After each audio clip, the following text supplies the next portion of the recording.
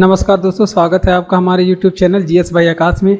आज के इस क्लास में आप लोग का बहुत बहुत स्वागत है। आज के इस क्लास में हम लोग महत्वपूर्ण जीके जीएस के प्रश्नों को पढ़ेंगे जो आपके आने वाले सभी एग्जाम के लिए बहुत ही ज़्यादा इंपॉर्टेंट होगा। और इन प्रश्नों से भी संबंधित जो भी महत्वपूर्ण प्रश्न आपके एग्जाम के लिए बनेंगे उन सभी प्रश्नों को हम लोग पढ़ेंगे। ठीक है, तो ये सभी प्रश्न एग्जामों में पूछा गया है और हमारा सबसे पहला प्रश्न इकोनॉमी से है। इकोनॉमी से महत्वपूर्ण प्रश्न है कि कौन पहला बैंक था जिसे भारत में 1770 में स्थापित किया गया था। देखिए 1770 में भारत में पहला बैंक कौन सा स्थापित किया गया था। तो देखिए बैंकों से संबंधित आपको तीन यहाँ पे पॉइंट याद रखना है।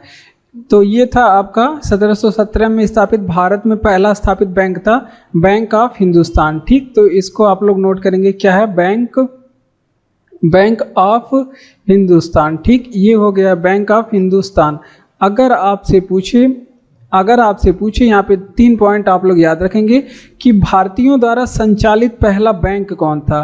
देखिए 3 अलग अलग तरह के प्रश्न हैं बैंक से संबंधित। भारतीयों द्वारा संचालित यानी कि रेगुलेट कौन कर रहे थे, भारतीय रेगुलेट कर रहे थे और उसके मालिक कोई और था। तो भारतीयों द्वारा संचालित जो पहला बैंक था, पहला बैंक, यहाँ से 3 तरह के प्रश्न पूछे जाते हैं। वो था आपका अवध कमर्शियल बैंक। क्या था, अवध कमर्शियल बैंक का इसका नाम था, कमर्शियल बैंक इसका नाम था। ठीक, ये बातें आप लोग को याद रखना है। ठीक, अगर आपसे पूछे कि पूर्ण रूप से भारतीयों का पहला बैंक कौन था, यानी कि संचालन भी भारतीय कर रहे थे, मालिक भी भारतीय थे, तो ये आप लोग ध्यान रखेंगे पूर्ण रूप से पूरी तरह से भारतीयों का पहला बैंक कौन था। तो ये आप लोग ध्यान रखेंगे पूर्ण रूप से भारतीयों का जो पहला बैंक था वो था आपका पूर्ण रूप से भारतीयों का पहला बैंक, वो था पंजाब नेशनल बैंक। क्या था, पंजाब नेशनल बैंक था। ठीक, और पंजाब नेशनल बैंक पीएनबी की बात करें, इसकी स्थापना कब हुई थी, 2 डेट आप लोग को याद रखना है। कभी कभी 1894 एग्जाम में मिलता है, कभी कभी 1895 एग्जाम में देता है। ठीक, तो ये प्रश्न आप लोग ध्यान रखें। और अवध कमर्शियल बैंक की स्थापना 1881 में हुई थी, तो इसे भी आप लोग यहाँ पे याद रखेंगे। तो 3 तरह के बातें यहाँ पे बैंक से आप लोग याद रखेंगे।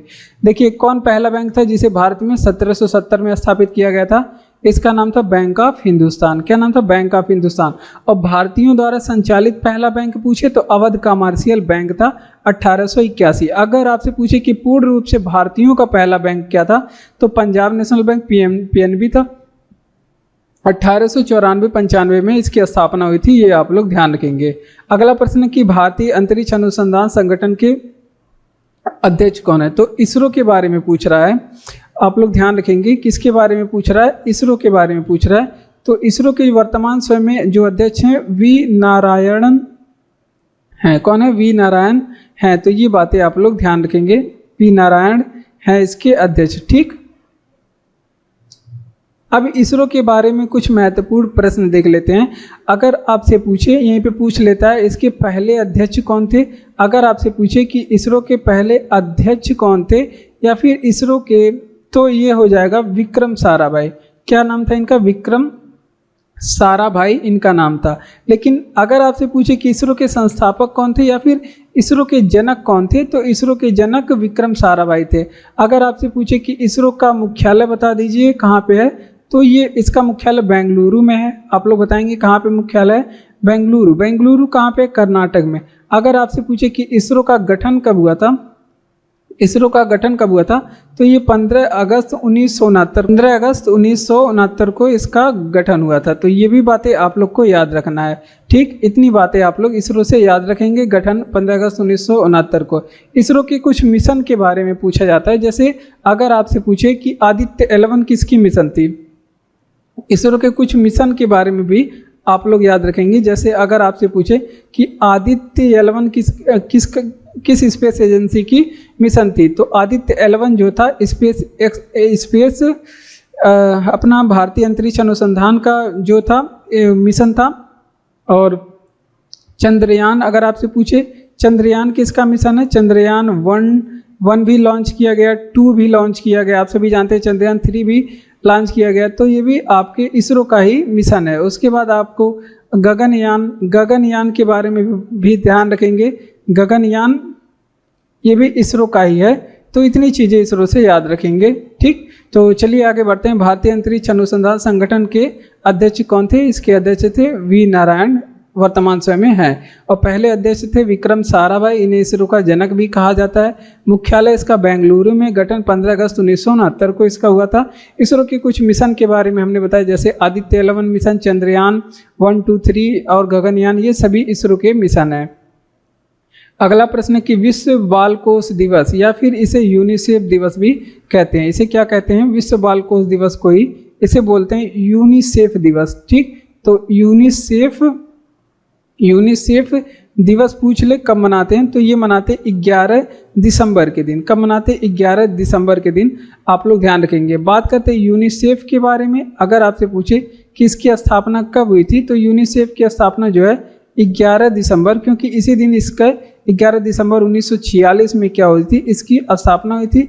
और मुख्यालय बात करें हेडक्वार्टर की, यूनिसेफ का मुख्यालय कहाँ पे है? तो इसका मुख्यालय न्यूयॉर्क में है। न्यूयॉर्क आप लोग जानते हैं अमेरिका में है। ठीक, आइए चलिए कुछ और दिवस के बारे में देख लेते हैं। जैसे अगर आपसे पूछे कि हम लोग नौसेना दिवस कब मनाते हैं, जैसे दिसंबर माह के कुछ दिवस के बारे में आप लोग जरूर याद रखेंगे। तो नौसेना दिवस अगर आपसे पूछे हम लोग कब मनाते हैं, ये 4 दिसंबर के दिन मनाते। कब मनाते हैं? 4 दिसंबर के दिन। अगर आपसे पूछे कि हम लोग विश्व ध्यान दिवस कब मनाते हैं, विश्व ध्यान दिवस कब मनाते हैं, तो विश्व ध्यान दिवस के बारे में आप लोग ध्यान रखेंगे। ये हम लोग मनाते हैं, कब मनाते हैं? 21 दिसंबर के दिन मनाते हैं। अगर वीर बाल दिवस अगर आपसे पूछे कब मनाते हैं, वीर बाल दिवस अगर आपसे पूछ ले कब मनाते हैं, ये हम लोग मनाते हैं 26 दिसंबर के दिन। कब मनाते हैं? 26 दिसंबर के दिन। तो इतनी डेट आप लोग इतना कम से कम आप लोग दिसंबर माह के बारे में याद रखेंगे। चलिए इसका रिवीजन कर लेते हैं। विश्व बाल कोष दिवस कब मनाया जाता है? 11 दिसंबर को दिन, क्योंकि यूनिसेफ दिवस भी क्योंकि इसे कहते हैं यूनिसेफ दिवस, क्योंकि इसी दिन यूनिसेफ की स्थापना हुई थी 11 दिसंबर 1946 के। मुख्यालय न्यूयॉर्क अमेरिका में इसका मुख्यालय स्थित है। और नौसेना दिवस 4 दिसंबर को, विश्व ध्यान दिवस 21 दिसंबर को, वीर बाल दिवस हम लोग 26 दिसंबर को मनाते हैं। ठीक, तो आगे बढ़ते हैं। क्लास अच्छा लग रहा हो तो लाइक करिए, चैनल को सब्सक्राइब करके हमारे साथ जुड़ जाइए। अब फिर से आ गया इकोनॉमी का प्रश्न। इकोनॉमी का प्रश्न क्या कह रहा है कि अत्यधिक योग्य, कुशल और मानसिक कार्य करने वाले श्रमिकों के समूह को क्या कहा जाता है? इसे कहा जाता है उच्च श्रेणी के कार्यकर्ता। क्या कहा जाता है? एग्जाम में पूछा गया प्रश्न था। इसको कहा जाता है उच्च श्रेणी के कार्यकर्ता। उच्च श्रेणी के कार्यकर्ता इन्हें कहा जाता है। ठीक, ये बात हो गई। ठीक, आइए चलिए अब श्रमिकों के बारे में कुछ प्रश्न देख लेते हैं कि श्रमिकों के बारे में क्या क्या पूछी जाती है। जैसे श्रमिकों को कितने भागों में बांटा गया है? देखिए कौशल के आधार पे अगर बात करें, कौशल के आधार पे श्रमिकों को कितने भागों में बांटा गया है? अलग अलग इसका आधार है बांटने का। देखिए कौशल के आधार पे बांटने की बात करें तो पेशेवर श्रमिक होते हैं, पेशेवर जो प्रोफेशनल तौर पे एकदम होते हैं, काम करते हैं। फिर उसके बाद आते हैं कुशल श्रमिक। क्या होते हैं? जो एकदम कुशल होते हैं अपने काम करने में। फिर होते हैं अर्ध कुशल श्रमिक। क्या होते हैं? अर्ध कुशल श्रमिक। फिर चौथे होते हैं आपके अकुशल श्रमिक। क्या होते हैं? अकुशल श्रमिक होते हैं। तो इस आधार पे, कौशल के आधार पे इन्हें 4 भागों में बांटा गया है। अगर आपसे पूछे कि क्षेत्र के आधार पे श्रमिकों को कितने भागों में बांटा गया है, तो ये भी आप लोग ध्यान रखेंगे। ऑप्शन में ये सभी प्रश्न ऑप्शन वाला बनाता है। इनमें से छाटिए कि निम्न में से कौशल के आधार पे कौन सा श्रमिक का क्षेत्र नहीं है। तो इस तरह के इसमें पूछे जाते हैं। तो क्षेत्र के आधार पे अगर आपसे पूछे श्रमिकों को कितने भागों में बांटा गया है, तो यहाँ पे 2 तरह के, मुख्य रूप से 2, एक संगठित क्षेत्र के मजदूर, संगठित क्षेत्र के मजदूर, और दूसरे हो जाएंगे असंगठित क्षेत्र के मजदूर। ठीक, ये दो तरह के हो जाते हैं मजदूर। ठीक, तो और एक और आप लोग को ध्यान रखना है, कार्य प्रकृति के आधार पे। जैसे यहाँ पे मानसिक कार्य करने के लिए दिया गया है ना, तो कार्य प्रकृति के आधार पे अगर आपसे पूछे, कार्य के प्रकृति के आधार पे अगर आपसे पूछे कि श्रमिकों को कितने भागों में बांटा गया है, तो दो तरह के, जैसे मानसिक कार्य करने वाले श्रमिक और एक हो गए आपके शारीरिक कार्य करने वाले श्रमिक, शारीरिक कार्य करने वाले श्रमिक। ठीक, ये दो तरह के बांटा गया है। तो चलिए इसका रिवीजन कर लेते हैं। देखिए, तो अत्यधिक योग्य, कुशल और मानसिक कार्य करने वाले श्रमिकों के समूह को क्या कहा जाता है? इन्हें उच्च श्रेणी के कार्यकर्ता कहा जाता है। श्रमिकों को कुछ तरह में बांटा गया, जैसे क्षेत्र के आधार पर संगठित क्षेत्र और असंगठित क्षेत्र के मजदूर दो तरह के होते हैं। कौशल के आधार पे पेशेवर होते हैं जो एकदम निपुण होते हैं काम करने में, उसके बाद कुशल होते हैं, फिर अर्ध कुशल, फिर अकुशल होते हैं, मतलब बिल्कुल भी कुशल नहीं होते हैं। ठीक, कुछ भी काम कर दो, वो छोटा मोटा काम देकर ही आप करवा सकते हैं। कार्य के प्रकृति के आधार पर जैसे मानसिक श्रमिक होते हैं और शारीरिक कार्य करने वाले श्रमिक होते हैं। तो इतनी बातें यहाँ से आप लोग को याद रखना है। आगे बढ़ते हैं। आगे क्या है, अगला प्रश्न है, किस शहर को अरब सागर की रानी कहते हैं? तो यहाँ पे आप लोग ध्यान रखेंगे कि कोच्चि को क्या कहते हैं? कोच्चि को कहते हैं अरब सागर की रानी। क्या आप लोग बता सकते हैं कि कोच्चि किस राज्य में स्थित है? ठीक, ऐसे भारत के कुछ जगहों के भौगोलिक जगहों और उनके उपनाम के बारे में हमारे एग्जाम में पूछे जाते हैं। जैसे अगर आपसे पूछे कि 7 द्वीपों का शहर किसे कहा जाता है? सात द्वीपों का शहर किस शहर को कहा जाता है? तो मुंबई को कहा जाता है। मुंबई को आप लोग याद रखेंगे, इसे 7 द्वीपों का शहर कहा जाता है। अगर आपसे पूछे कि नियति का शहर किसे कहा जाता है, यहाँ पे नोट करेंगे। अगर आपसे पूछे कि नियति का शहर किस शहर को कहा जाता है, एग्जाम में पूछा गया है, तो ये आप लोग बताएंगे किसे? विशाखापत्तनम को क्या कहा जाता है? नियति का शहर कहा जाता है। अगर आपसे पूछे कि त्योहारों का शहर किसे कहा जाता है? त्योहारों का शहर ये किसे कहा जाता है? तो जो त्योहारों का शहर है, त्योहारों का नगर आप लोग याद रखेंगे। त्योहारों का नगर किसे कहा जाता है? ये मदुरई को कहा जाता है। किसे कहा जाता है? मदुरई को कहा जाता है त्योहारों का नगर। एक आप लोग और ध्यान रखेंगे, कर्नाटक का रत्न किसे कहा जाता है? रत्न, तो ये मैसूर को कहा जाता है। किसे कहा जाता है? मैसूर को कहा जाता है। टीपू सुल्तान कहाँ का शासक था? मैसूर का ही शासक था। मसालों का बगीचा के बारे में आप लोग ध्यान रखेंगे, याद रखेंगे। मसालों का बगीचा किसे कहा जाता है? अगर आपसे पूछे मसालों का बगीचा, तो ये केरल को कहा जाता है। इतने प्रश्न यहाँ से याद रखेंगे, तो इसका रिवीजन करेंगे हम लोग जरूर। तो देखिए, हमने क्या बताया कि किस शहर को अरब सागर की रानी कहा जाता है? कोच्चि को कहा जाता है। 7 द्वीपों का शहर मुंबई को कहा जाता है, महाराष्ट्र की राजधानी है। नियति का शहर विशाखापत्तनम को कहा जाता है, आंध्र प्रदेश में। और त्योहारों का शहर मदुरई को कहा जाता है। कर्नाटक का शहर मैसूर को कहा जाता है, कर्नाटक में स्थित है। मसालों का बगीचा केरल को कहा जाता है। केरल का नया नाम हो चुका है क्या? इसका नया नाम केरलम हो चुका है, ये भी आप लोग ध्यान रखेंगे। डोमेन एक्सटेंशन के रूप में जाना जाता है। देखिए, डोमेन एक्सटेंशन के रूप में किसे जाना जाता है? जैसे आप लोग गूगल जानते हैं, गूगल, जैसे यहाँ पे google.com लिखा है। ठीक, google.com लिखा है, तो ये जो .com है, इसे कहा जाता है डोमेन एक्सटेंशन। ठीक, डोमेन एक्सटेंशन। ठीक, तो ये .com जो वाला है, डोमेन एक्सटेंशन, कॉम का मतलब होता है कमर्शियल। क्या होता है? कमर्शियल काम के लिए, या फिर इसको व्यावसायिक, हिंदी में आप लोग ध्यान रखेंगे, व्यावसायिक कार्यों के लिए उपयोग किया जाता है। तो ये .com वाले आप लोग ध्यान रखेंगे, ये एक क्या है? डोमेन एक्सटेंशन है। ठीक, इसी तरह के और एक्सटेंशन के बारे में जैसे हम लोग देखेंगे, जैसे .org आपको मिलेगा, ORG, तो इसका मतलब होता है ऑर्गेनाइजेशन, यानी कि संगठन। क्या होता है? संगठन। और किसी संगठन की वेबसाइट खोलेंगे तो आपको उसमें .org मिलेगा। अगर आपसे पूछे कि यहाँ पे .gov आपको भी कहीं मिलेगा, GOV, तो इसका मतलब होता है, GOV का मतलब गवर्नमेंट, ठीक, यानी कि सरकारी काम के जो वेबसाइट होंगे उसमें आपको .gov मिलेगा, ये आपको .gov एक्सटेंशन लगा हुआ मिलेगा। और आपने देखा होगा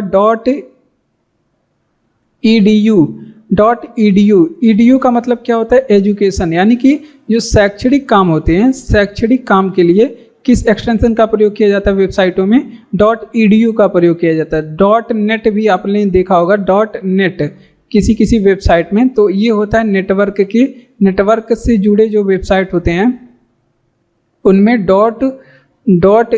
.net लगा होता है। और .mil भी आपने देखा होगा एक्सटेंशन के रूप में, .mil इसका मतलब होता है मिलिट्री से जुड़े, जो सेना से जुड़े जो वेबसाइट होते हैं, मिलिट्री इसका मतलब होता है मिलिट्री, यानी कि सेना से जुड़े जो वेबसाइट होते हैं उसमें इसका उपयोग किया जाता है। तो इसी तरह से ये कंप्यूटर का प्रश्न था, आप लोग इसे ध्यान रखेंगे। डोमेन एक्सटेंशन के रूप में जाना जाता है google.com में, जो .com है इसे हम लोग क्या कहते हैं, डोमेन एक्सटेंशन। ठीक, ये व्यावसायिक कार्यों के लिए उपयोग किया जाता है। .com वाला जो एक्सटेंशन है वो व्यावसायिक कार्यों में, कमर्शियल कामों में उपयोग किया जाता है। और .org ऑर्गेनाइजेशन, इसका मतलब होता है ऑर्गेनाइजेशन, यानी संगठन से जुड़े वेबसाइटों में उपयोग किया जाता है। .gov यानी कि गवर्नमेंट, इसका अर्थ होता है सरकारी कामों में उपयोग किया जाता है। .edu और इसका अर्थ होता है एजुकेशन, शैक्षणिक कार्यों के लिए उपयोग किया जाता है। .net यानी कि नेटवर्क से जुड़े कार्यों के लिए। .military ये MIL यानी कि सेना से जुड़े कार्यों के लिए उपयोग किया जाता है। तो ये बातें आप लोग ध्यान रखेंगे। अगला प्रश्न है कि किसके कारण से शीतल पेय यानी कि कोल्ड ड्रिंक में अतिरिक्त फिज गैस आता है। तो ये भी देखिए महत्वपूर्ण प्रश्न है, इंपॉर्टेंट है, साइंस से संबंधित ये प्रश्न पूछे जाते हैं। अब आइए इसको समझते हैं। देखिए किसके कारण अतिरिक्त फिज गैस आता है, कोई भी आप लोग कोल्ड ड्रिंक वगैरह का बोतल खोलते होंगे तो उसमें कार्बोनिल अम्ल के कारण आता है। किसके कारण, कार्बोनिल अम्ल के कारण अतिरिक्त फिज गैस आता है। ये बातें आप लोग ध्यान रखेंगे। और जब भी कोई शीतल पेयजल होता है उसमें क्या चीज़ भरा जाता है, इसमें कौन सा गैस भरा जाता है, तो इसमें भरा जाता है कार्बन डाइऑक्साइड। क्या भरा जाता है, CO2 गैस इसमें क्या होता है, भरा जाता है। और इससे हमें लाभ क्या होता है, पेय में CO2 गैस भरने से लाभ क्या होता है, जो भी पीने वाले होते हैं, इससे जो भी पीने वाले होते हैं उनको क्या होती है, ताजगी महसूस होती है। क्या होती है, ताजगी और स्वाद क्या होता है, स्वाद का अनुभव होता है, थोड़ा सा वो टेस्टी हो जाता है। ठीक, वो थोड़ा सा टेस्टी हो जाता है। और इसका एक और उद्देश्य भी होता है, शीतल पेय में कार्बन CO2 मिलाने का उद्देश्य एक और होता है कि इनका ये उद्देश्य होता है कि ये जो शीतल गैस है उस शीतल को, जो पेय को गैसीय बनाना, इसका क्या होता है, गैसीय बनाना इसका उद्देश्य होता है। और गैसीय क्यों बनाया जाता है, इससे लाभ क्या होता है कि पीने वाले को ताजगी महसूस होती है, स्वाद का अनुभव होता है। आप देखते होंगे स्प्राइट वगैरह पीने के बाद एक ढकार भी अंदर से आती है, डकार जिसे बोलते हैं। ठीक, वो क्या होता है, वो गैसीय अवस्था में पेय को रहने की वजह से ही होता है। ठीक, तो इस चीज़ को आप लोग समझिए। ठीक, तो आगे बढ़ते हैं कि कौन सा आर्थिक भूगोल का उपक्षेत्र है। इस तरह के भी प्रश्न एग्जाम में पूछे जाते हैं, रेलवे वगैरह या फिर अन्य एग्जाम में पूछे जाते हैं कि कौन सा आर्थिक भूगोल का। देखिए भूगोल को दो भागों में बांटा गया। पहले तो सबसे मुख्य रूप से भूगोल को आप लोग ध्यान रखेंगे, भूगोल को दो भागों में बांटा गया है। एक हो जाएगा आपका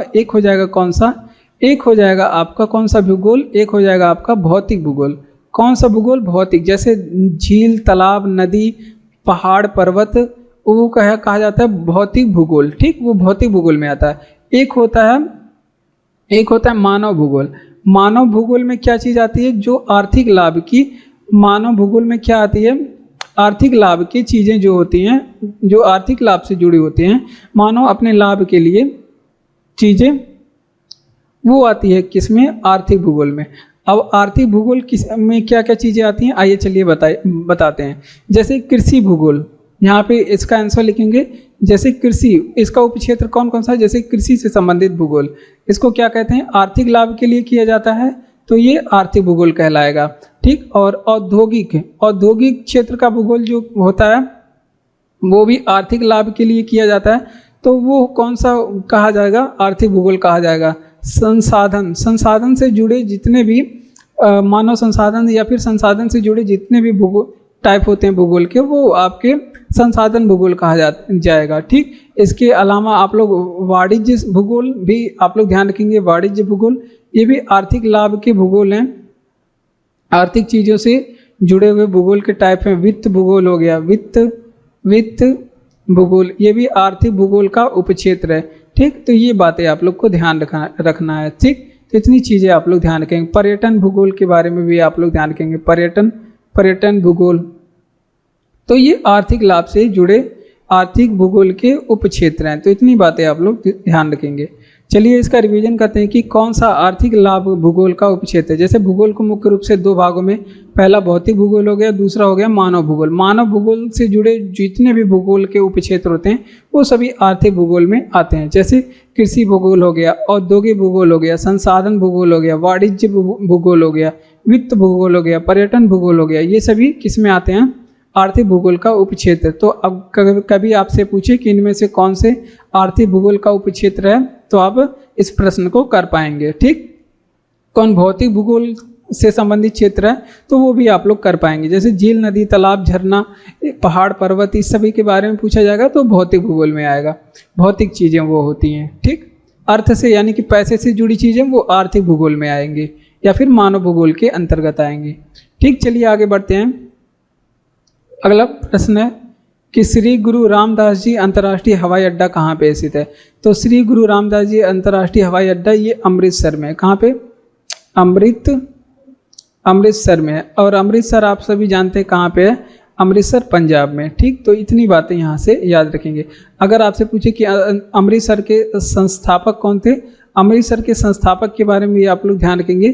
श्री गुरु रामदास जी थे। कौन थे, गुरु रामदास जी थे, जो कि सिखों के किस नंबर के गुरु थे, ये सिखों के चौथे नंबर के गुरु थे। इतनी बातें आप लोग यहाँ से याद रखेंगे। आइए चलिए हम लोग भारत के कुछ और एयरपोर्टों के बारे में देखते हैं। जैसे अगर आपसे पूछे कि सरदार वल्लभ भाई पटेल एयरपोर्ट कहाँ पे, तो सरदार वल्लभ भाई जो पटेल एयरपोर्ट है ये अहमदाबाद में है। कहाँ पे, अहमदाबाद में स्थित है। ठीक, अहमदाबाद में, अहमदाबाद कहाँ पे, गुजरात में, यहाँ पे ये स्थित है। अगर आपसे पूछे कि बेगमपेट एयरपोर्ट कहाँ पे स्थित है, बेगमपेट एयरपोर्ट ये कहाँ पे स्थित है एयरपोर्ट, तो ये स्थित है हैदराबाद में। कहाँ पे, हैदराबाद में ये एयरपोर्ट स्थित है। और हैदराबाद कहाँ पे है, तेलंगाना में। कहाँ पे है, हैदराबाद तेलंगाना में। अगर एक एयरपोर्ट के बारे में और आप लोग बता दीजिए, अगर आपसे पूछे कि राजा भोज एयरपोर्ट ये कहाँ पे स्थित है, तो जो राजा भोज एयरपोर्ट है आपका ये मध्य प्रदेश भोपाल में स्थित है। कहाँ पे, भोपाल में। और भोपाल कहाँ पे है, ये मध्य प्रदेश की राजधानी है। तो इतनी बातें कुछ एयरपोर्टों के बारे में आप लोग लगे हाथ याद रखेंगे। तो देखिए महत्वपूर्ण प्रश्न है, कभी कभी हवाई अड्डा के बारे में पूछा जाता है। देखिए श्री गुरु रामदास जी हवाई अड्डा, तो ये अमृतसर पंजाब में स्थित है, क्योंकि अमृतसर के संस्थापक थे गुरु रामदास, जो सिखों के चौथे गुरु थे। इन्हीं के नाम पर के ये इस हवाई अड्डे का नाम रखा गया है। वल्लभ भाई पटेल अहमदाबाद गुजरात में, बेगमपेट एयरपोर्ट हैदराबाद तेलंगाना में, राजा भोज मध्य प्रदेश में स्थित है भोपाल में।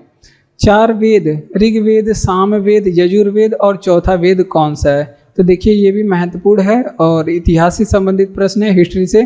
तो आप लोग देख पा रहे होंगे कि यहाँ पे जितने भी आपके लेसन क्या बोलते हैं सब्जेक्ट होते हैं, सभी का रिवीजन इस यहाँ पे हो जा रहा है। तो अथर्ववेद होता है, अथर्ववेद होता है, चौथा वेद है अथर्ववेद। अथर्ववेद चौथा वेद है अथर्ववेद। अब अथर्ववेद के बारे में आइए चलिए हम लोग कुछ महत्वपूर्ण चीज़ें देख लेते हैं। जैसे अथर्ववेद के बारे में बात करें तो अगर आपसे पूछे कि अथर्ववेद की रचना कब हुई थी, तो अथर्ववेद की जो रचना होती है वो वैदिक काल में हुई थी। कब हुई थी, वैदिक काल में। ये बात एग्जाम में पूछा गया है कि अथर्ववेद की रचना कब हुई थी, तो आप लोग बताएंगे वैदिक काल में। और अथर्ववेद का संबंध किससे है, तो ये तंत्र मंत्र से संबंधित है। जादू टोना तंत्र मंत्र ये आप लोग ध्यान रखेंगे। तंत्र मंत्र, जादू टोना और वशीकरण, वशीकरण को ही जादू टोना कहते हैं। भूत प्रेत पिशाच सब इसी से संबंधित हैं। ठीक है। अथर्ववेद के अगर आपसे पूछे कि ब्राह्मण ग्रंथ, कोई भी वेद हो उसका एक ब्राह्मण ग्रंथ होता है, ब्राह्मण ग्रंथ होता है, और एक होता है उसका उपवेद होता है, और उसके पढ़ने वाले को पुरोहित को क्या कहा जाता है, ये भी एग्जाम में पूछा जाता है। तो अथर्ववेद का जो ब्राह्मण ग्रंथ होता है उसको गोपथ कहते हैं। क्या कहते हैं? गोपथ। चारों वेद के ब्राह्मण ग्रंथ हैं अपने अपने। और अथर्ववेद के अगर आपसे पूछे, यहीं पे लिख लीजिए, अथर्ववेद के अगर आपसे पूछे कि उपवेद क्या है, अथर्ववेद के उपवेद क्या है, तो इसका उपवेद है अर्थशास्त्र। अथर्ववेद का जो उपवेद है उसका क्या नाम है? अर्थशास्त्र नाम है। ठीक, ये बातें आप लोग ध्यान रखेंगे। अथर्ववेद को पढ़ने वाले को, जो पढ़ते थे अथर्ववेद, उसको क्या कहा जाता है? उस पुरोहित को क्या कहा जाता है? इनको कहा जाता है ब्रह्मा। अथर्ववेद को पढ़ने वाले को ब्रह्मा कहा जाता है। ठीक। अथर्ववेद में एक चीज़ें बहुत पूछी जाती है अथर्ववेद में, इसमें अथर्ववेद में प्रजापति की 2 पुत्रियां किसे कहा गया? प्रजापति की 2 पुत्रियां किसे कह के संबोधित किया गया है? प्रजापति की 2 पुत्रियां किसे कहा गया है अथर्ववेद में, ये पूछा जाता है। तो सभा और समिति, सभा और समिति को अथर्ववेद में प्रजापति की 2 पुत्रियां कहा गया है। तो इतनी बातें आप लोग यहाँ से ध्यान रखेंगे। चलिए इसका रिवीजन करते हैं कि 4 वेद, ऋग्वेद, सामवेद, यजुर्वेद और चौथा वेद कौन सा है? अथर्ववेद है। अथर्ववेद की रचना वैदिक काल में तंत्र मंत्र भूत प्रेत से संबंधित है। ब्राह्मण ग्रंथ इसका गोपथ है। अथर्ववेद का ब्राह्मण ग्रंथ का है गोपथ है। उपवेद इसका अर्थशास्त्र है। पुरोहित को क्या कहा जाता है? ब्रह्मा कहा जाता है। और अथर्ववेद में प्रजापति की 2 पुत्रियां किसे कहा गया है? वो कहा गया सभा और समिति को। ठीक, क्लियर है। आगे बढ़ते हैं कि नए मुद्रा के प्रतीक को कब अपनाया गया? तो नए मुद्रा का जो प्रतीक है रुपए, वो 2010 में अपनाया गया था। कब अपनाया गया था? इकोनॉमी से प्रश्न है 2010 में। क्या है नया मुद्रा का प्रतीक? ये है, इस तरह का है, इस तरह का। और इसका डिजाइन किसने किया था अगर आपसे पूछे? इसका डिजाइन किसने किया था? उदय कुमार ने इसका डिजाइन किया था। उदय कुमार नामक व्यक्ति ने इसका डिजाइन किया था। ये बातें आप लोग ध्यान रखेंगे। और इसकी लिपि क्या है अगर आपसे पूछे कि इसकी लिपि क्या है, किस लिपि में ये बनाई गई है? तो देवनागरी और रोमन लिपि में ये है। देवनागरी जो अपनी हिंदी भाषा की लिपि है, और रोमन, दोनों में ये है। कभी एग्जाम में लिपि पूछेगा तो आप लोग बता दीजिएगा। आइए, कुछ भारत के राष्ट्रीय प्रतीक हैं और उनके बारे में पूछा गया जाता है कि इसे कब अपनाया गया। जैसे अगर आपसे पूछे कि राष्ट्रीय ध्वज को हमने कब अपनाया था, राष्ट्रीय ध्वज को कब अपनाया गया था? तो ये अपनाया गया था 22 जुलाई 1947 को। कब अपनाया गया? 22 जुलाई 1947 को राष्ट्रीय ध्वज को अपनाया गया। अगर आपसे पूछे कि हमारे संविधान द्वारा राष्ट्रगान को कब अपनाया गया था और राष्ट्रगीत, दोनों एक ही दिन अपनाया गया था। राष्ट्रगान और राष्ट्रगीत को कब अपनाया गया था? तो इसको अपनाया गया था, ये अपनाया गया था राष्ट्रगान 24 जनवरी 1950 को। कब अपनाया गया था? 24 जनवरी 1950। एक प्रश्न और आप लोग बता दीजिए कि राष्ट्रीय पंचांग को कब अपनाया गया था? इंपॉर्टेंट है, इस वजह से पूछ रहे हैं। अगर आपसे पूछे कि राष्ट्रीय पंचांग को कब अपनाया गया था, तो राष्ट्रीय जो पंचांग है हमारा, जो शक संवत पे आधारित है, इसको 22 मार्च 1957 को अपनाया गया था। 22 मार्च 1957 को अपनाया गया था। ठीक, आगे बढ़ते हैं। अगला प्रश्न है कि नील की जबरन खेती के खिलाफ हुआ विद्रोह क्या कहलाता है? तो इसको चंपारण विद्रोह कहते हैं। चंपारण विद्रोह कहाँ पे हुआ था? बिहार में। आइए चलिए, मजा आता है। चंपारण इसको विद्रोह कहते हैं, चंपारण विद्रोह। ये कहाँ पे हुआ था? तो आप लोग ध्यान रखेंगे, बिहार में हुआ था। और कब हुआ था नील विद्रोह? तो चंपारण विद्रोह कब हुआ था? 1917 में हुआ था। कब? 1917 में। और चंपारण विद्रोह का अगर आपसे पूछे कि नेतृत्व किसने किया था, तो अपने महात्मा गांधी जी ने इसका नेतृत्व किया था। और ये गांधी जी का भारत में पहला सत्याग्रह था। गांधी जी का भारत में पहला सत्याग्रह था। और अगर आपसे पूछे कि गांधी जी का पहला सत्याग्रह, तो वो दूसरा है। और भारत में पहला सत्याग्रह तो ये था आपके चंपारण विद्रोह, चंपारण सत्याग्रह था। गांधी जी का पहला सत्याग्रह दक्षिण अफ्रीका में हुआ था, जबकि गांधी जी वहीं रहते थे तब। इसको क्या कहा जाता है? इस विद्रोह को अगर आपसे पूछे क्या कहा जाता है, इस विद्रोह को 3 कठिया प्रथा कहा जाता है। क्या कहा जाता है? 3 कठिया इस विद्रोह को तिनकठिया प्रथा के नाम से ये फेमस है हमारे कंपटीशन जगत में। तिनकठिया प्रथा के नाम से। तिनकठिया प्रथा क्या था कि ये अंग्रेज लोग क्या करते थे, 3 भाग 20 भाग खेती में से 3 भाग खेती पे क्या करवाते थे, इसमें नील की खेती करवाते थे। किस चीज़ की खेती करवाते थे, नील की खेती करवाते थे। ये कंपलसरी कर दिए थे कि आप अपने 20 भाग खेती में से 3 भाग पे नील की खेती करेंगे, ठीक। और ये पूछा जाता है कि चंपारण विद्रोह के लिए गांधी जी को कौन आमंत्रित किया था। अगर आपसे पूछे कि गांधी जी को चंपारण विद्रोह के लिए कौन आमंत्रित किया था, तो राजकुमार शुक्ल एक व्यक्ति का नाम था। राजकुमार शुक्ल नामक व्यक्ति ने इन्हें चंपारण विद्रोह के वजह करने के लिए बिहार में बुलाया था, ठीक। ये बातें आप लोग ध्यान रखेंगे। और चंपारण विद्रोह में केवल गांधी जी नहीं शामिल थे, इनके साथ और भी लोग शामिल थे, उनका नाम भी पूछा जाता है। तो डॉक्टर राजेंद्र प्रसाद, ध्यान रखेंगे, राजेंद्र प्रसाद भी इसमें शामिल थे। एग्जाम में पूछा जाता है कि गांधी जी के साथ और भी कौन कौन लोग शामिल थे। और अनुग्रह नारायण का नाम आप लोग ध्यान रखेंगे, ये भी शामिल थे चंपारण विद्रोह में। अनुग्रह नारायण भी शामिल थे। तो इतनी बातें आप लोग इससे प्रश्न से याद रखेंगे। जो भी यहाँ से प्रश्न पूछे आप लोग ध्यान रखेंगे, क्योंकि ये मॉडर्न हिस्ट्री का महत्वपूर्ण प्रश्न है, यहाँ से प्रश्न जरूर पूछे जाते हैं। नील की खेती के खिलाफ हुआ जो विद्रोह था उसको चंपारण विद्रोह कहते हैं। बिहार में हुआ था। 1917 में ये विद्रोह हुआ था। नेतृत्व महात्मा गांधी जी ने किया था और गांधी जी का ये भारत में पहला सत्याग्रह था। गांधी जी ने, इनके साथ में राजेंद्र प्रसाद भी थे जो भारत के पहले राष्ट्रपति भी बने थे, और अनुग्रह नारायण भी थे। और इस जो विद्रोह को क्यों हुआ था, क्योंकि यहाँ पे तिनकठिया प्रथा नामक एक प्रथा प्रचलित थी, जो 3/20 भाग में से खेती में से 3 भाग खेती पे नील की जबरन खेती अंग्रेज लोग करवाते थे। इसके लिए आमंत्रित कौन किया था, इस शुभ काम के लिए गांधी जी को बिहार कौन बुलाया था, तो राजकुमार शुक्ल नामक व्यक्ति ने बुलाया था। तो इतनी बातें यहाँ से आप लोग ध्यान रखेंगे।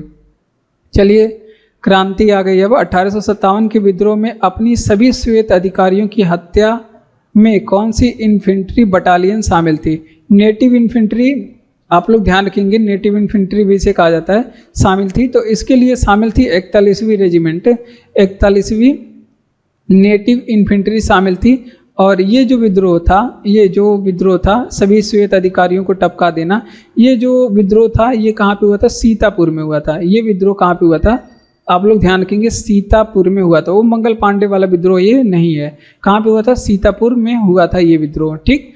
आगे बात करते हैं, जो आप लोग इंतजार कर रहे हैं और समझ रहे हैं, 34वीं नेटिव इन्फेंट्री, उसका नाम था 34वीं नेटिव इन्फेंट्री।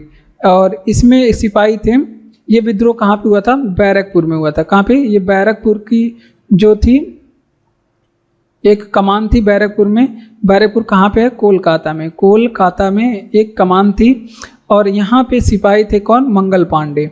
मंगल पांडे यहाँ पे क्या थे, मंगल पांडे यहाँ पे सिपाही थे। और मंगल पांडे क्या करते हैं, ये 2 अंग्रेज अधिकारी, जिसका नाम था, एक का नाम था ह्यूसन और एक का नाम था जनरल बाग। इन दोनों की क्या कर देते हैं, गोली मार के खोपड़ी उड़ा देते हैं, ठीक। और जिसकी वजह से मंगल पांडे को फांसी हुई थी, जिसके वजह से Mangal Pandey the legend of India, इनकी फांसी कब हुई थी, 8 अप्रैल। कब हुई थी, 8 अप्रैल 1857 को इनकी फांसी हुई थी। उसके बाद इसी के बाद क्रांति 1857 का विद्रोह शुरू होता है। तो ये पूछा जाता है कि 1857 का विद्रोह जो था, 1857 की क्रांति का जो विद्रोह था ये शुरू कब हुआ। तो ये एक डेट आप लोग ध्यान रखेंगे, इनके फांसी के बाद 10 मई 1857 को ये विद्रोह शुरू हुआ था। कब शुरू हुआ, 10 मई 1857 को, ठीक। इतनी बातें यहाँ से याद रखेंगे, ठीक। इतनी बातें यहाँ से 1857 की क्रांति से याद रखेंगे, ठीक। महत्वपूर्ण प्रश्न है मॉडर्न हिस्ट्री का, ये महत्वपूर्ण प्रश्न है, यहाँ से एग्जाम में प्रश्न जरूर पूछे जाते हैं। 1857 के विद्रोह में अपनी सभी श्वेत अधिकारियों की हत्या में कौन सी इन्फेंट्री बटालियन शामिल थी, ये थी 41वीं नेटिव इन्फेंट्री। ये विद्रोह जो हुआ था ये सीतापुर में हुआ था।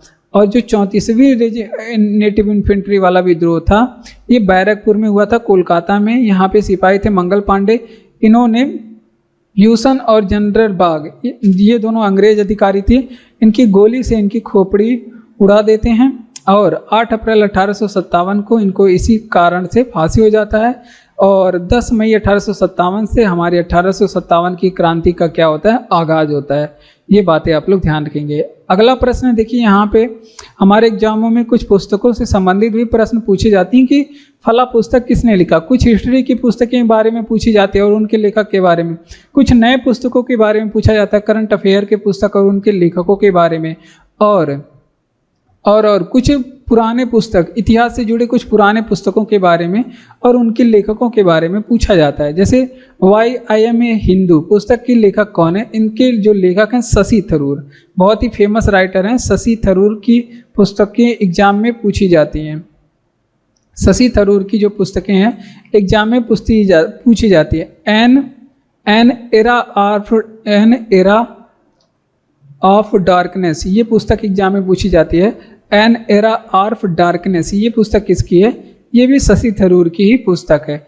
ठीक, आइए कुछ 2-4 पुस्तकों के बारे में लपेट लेते हैं। जैसे the world after Gaza, the world after Gaza इस पुस्तक के लेखक कौन है। ये करंट अफेयर के कुछ महत्वपूर्ण पुस्तक हैं। द वर्ल्ड आफ्टर गाजा इस पुस्तक के लेखक हैं पंकज मिश्रा। कौन है, पंकज मिश्रा इस पुस्तक के लेखक हैं। ठीक, ये बातें आप लोग ध्यान रखेंगे। स्पीकिंग विद द नेचर अगर आपसे पूछे किसकी पुस्तक है तो ये भी आप लोग ध्यान रखेंगे। स्पीकिंग विद द नेचर ये पुस्तक किसकी है, तो स्पीकिंग विद द नेचर ये रामचंद्र गुहा की पुस्तक है। किसकी, रामचंद्र गुहा की ये पुस्तक है। ठीक, ये बातें आप लोग ध्यान रखेंगे। और द विनर्स माइंडसेट अगर आपसे पूछे ये पुस्तक किसकी है, द विनर्स माइंडसेट ये किसकी पुस्तक है, तो द विनर्स माइंडसेट ये सैन वाटसन की पुस्तक है। किसकी, सैन वाटसन की पुस्तक है। तो इतनी बातें इस प्रश्न से याद रखेंगे। तो चलिए आगे बढ़ते हैं। वाई आई एम हिंदू इस पुस्तक के लेखक कौन है, शशि थरूर हैं। एन एरा ऑफ डार्कनेस ये भी किसकी पुस्तक है, ये भी शशि थरूर की पुस्तक है। द वर्ल्ड आफ्टर गाजा ये पुस्तक किसकी है, पंकज मिश्रा की। आप लोग ध्यान रखेंगे। Speaking with the nature Ramachandra Guha की पुस्तक है। Speaking with the nature Ramachandra Guha की। द विनर्स माइंडसेट ये है सैन वाटसन की पुस्तक। भारतीय राष्ट्रीय कांग्रेस के प्रथम अध्यक्ष कौन थे, तो आइए चलिए शुरू करते हैं। तो भारतीय राष्ट्रीय कांग्रेस के जो अध्यक्ष थे वेमेश चंद्र बनर्जी थे। कौन थे, वेमेश चंद्र बनर्जी। और ये जो अधिवेशन था ये मुंबई में हुआ था। मुंबई में अब कब हुआ था, पहला अधिवेशन कांग्रेस का ये 1885 में हुआ था। और इसमें प्रतिनिधि कितने शामिल थे, एग्जाम में पूछा जाता है। इसमें प्रतिनिधि जो शामिल थे वो कितने थे, 72 प्रतिनिधि शामिल थे। ठीक, इतनी बात है। उसके बाद दूसरा वाला जो क्या था इसका, दूसरा वाला कांग्रेस का जो बैठक था ये 1886 में होता है। और तीसरा वाला जो कांग्रेस का बैठक था ये 1887 में होता है। और चौथा वाला कांग्रेस का जो बैठक था यहाँ पे नोट करेंगे, फोर्थ वाला जो कांग्रेस का बैठक था। 4 बैठक आप लोग को याद रखना है क्योंकि चारों इंपॉर्टेंट है। क्यों इंपॉर्टेंट है अभी बता रहे हैं। क्योंकि देखिए 86 वाला जो कांग्रेस का बैठक था वो 1886 में तो हुआ था। ये कहाँ पे हुआ था, कोलकाता में हुआ था। दूसरा वाला कहाँ पे, कोलकाता में हुआ था। और यहाँ पे कांग्रेस के पहले मुस्लिम अध्यक्ष कौन बने थे, पहले मुस्लिम अध्यक्ष कौन बने थे, यहाँ पे कांग्रेस के पहले मुस्लिम अध्यक्ष बने गए। पहले पारसी अध्यक्ष कौन बन गए थे, ये बन गए थे दादा भाई नौरोजी। पहले पारसी अध्यक्ष कौन बने थे, ये बने थे आपके दादा भाई कांग्रेस के पहले पारसी अध्यक्ष बने थे दादा भाई नौरोजी बने थे। कौन बने थे, दादा भाई नौरोजी बने थे। ये बातें आप लोग ध्यान रखेंगे। और 87 वाला कब हुआ था, 1987 ये कांग्रेस का तीसरा बैठक था। ये कब हुआ था, तो 87 वाला हुआ था कहाँ पे, ये मद्रास में हुआ था। कहाँ पे, मद्रास में हुआ था। यहाँ पे कांग्रेस के पहले मुस्लिम अध्यक्ष बने थे। कौन बने थे, पहले मुस्लिम अध्यक्ष कौन बने थे, क्योंकि ये पूछा जाता है कि कांग्रेस के पहले मुस्लिम अध्यक्ष कौन थे। तो कांग्रेस के पहले मुस्लिम अध्यक्ष थे ये आपके थे बदरुद्दीन तैयब। कौन थे, बदरुद्दीन तैयब कांग्रेस के पहले मुस्लिम अध्यक्ष थे। ठीक, और 1888 वाला जो था चौथा अधिवेशन, ये हुआ था आपके कहाँ पे, इलाहाबाद में। इलाहाबाद का अब नया नाम हो चुका है, क्या हो चुका है, प्रयागराज हो चुका है। और इसमें कांग्रेस के पहले अंग्रेज अध्यक्ष कौन बने थे, पहले कांग्रेस के पहले अंग्रेज अध्यक्ष कौन बने थे, ये बने थे आपके जॉर्ज यूल। कौन बने थे, जॉर्ज यूल। तो इसी वजह से एग्जाम में पूछा जाता है कि कांग्रेस के पहले मुस्लिम अध्यक्ष कौन थे, कांग्रेस के पहले पारसी अध्यक्ष कौन थे, कांग्रेस के पहले अंग्रेज अध्यक्ष कौन थे। तो इसी वजह से इस प्रश्न को आप लोग ध्यान रखेंगे। और व्योमेश चंद्र बनर्जी इसके पहले अध्यक्ष थे। मुंबई में ये अधिवेशन 1885 में हुई थी, प्रतिनिधि इसमें 72 थे, ये आप लोग ध्यान रखेंगे। दूसरी वाली कोलकाता में होती है, इसमें कांग्रेस के पहले पारसी अध्यक्ष आपके दादा भाई नौरोजी, जिन्हें वयोवृद्ध पुरुष ऑफ इंडिया कहा जाता है। और तीसरा वाला जो है 1887 में मद्रास में हुआ था। कांग्रेस के ये पहले मुस्लिम अध्यक्ष बदरुद्दीन तैयब जी बने थे। और चौथा जो कांग्रेस का बैठक था वो 1888 में इलाहाबाद में, इसमें कांग्रेस के पहले अंग्रेज अध्यक्ष जॉर्ज यूल बने थे। आगे क्लास अच्छा लग रहा हो तो चैनल को सब्सक्राइब करिए और लाइक करिए, शेयर करिए अपने दोस्तों तक। कमेंट बॉक्स में कमेंट करके बताइए क्लास आपको कैसा लगा। पीडीएफ आपको टेलीग्राम चैनल का लिंक डिस्क्रिप्शन में दिया गया है, वहाँ पे इस क्लास का पूरा पीडीएफ आप लोग को मिलेगा, आप लोग वहाँ पे जा कर के इसे पढ़ सकते हैं। हमारा अगला प्रश्न है कि भारत के प्रथम और एकमात्र कार्यवाहक प्रधानमंत्री कौन थे। तो देखिए, भारत के प्रथम और एकमात्र जो कार्यवाहक प्रधानमंत्री हैं, तो कार्यवाहक के तौर पे इन्हें नियुक्त किया गया था, उनका नाम है क्या, गुलजारी लाल नंदा। क्या नाम है उनका, आप लोग याद रखेंगे, एग्जाम में ये प्रश्न पूछा जाता है कि गुलजारी लाल नंदा जो थे भारत के कार्यवाहक प्रधानमंत्री, पहले कार्यवाहक प्रधानमंत्री बने थे और ये कुल 2 बार बने थे। इनके बारे में एक चीज़ और याद रखेंगे, ये 2 बार बने थे। पहली बार बने थे ये 1964 में, किसकी मृत्यु हुई थी, पहली बार 1964 में बने थे। ये बने थे अपने प्रधानमंत्री, जो पहले प्रधानमंत्री थे जवाहरलाल नेहरू के समय में। जवाहरलाल नेहरू के टाइम पे ये मरे थे और ये बने थे 13 दिन के लिए, मात्र 13 दिन के लिए। अब दूसरी बार भी बने, अब दूसरी बार कब बने, ये बने थे 1966 में, जब लाल बहादुर शास्त्री की मृत्यु हुई थी। किसकी मृत्यु हुई थी, लाल बहादुर शास्त्री जी की यहाँ पे मृत्यु हो जाती है। फिर दूसरी बार ये कार्यवाहक प्रधानमंत्री के रूप में बनते हैं। फिर बने कितने दिन के लिए, 13 दिन के लिए। तो एक चीज़ याद रखेंगे, दोनों बार ये 13 दिन के लिए बने थे, ठीक। और पहले अगर आपसे पूछे, बहुत एग्जाम में एक प्रश्न पूछा जाता है कि भारत के पहले गैर कांग्रेसी प्रधानमंत्री कौन थे।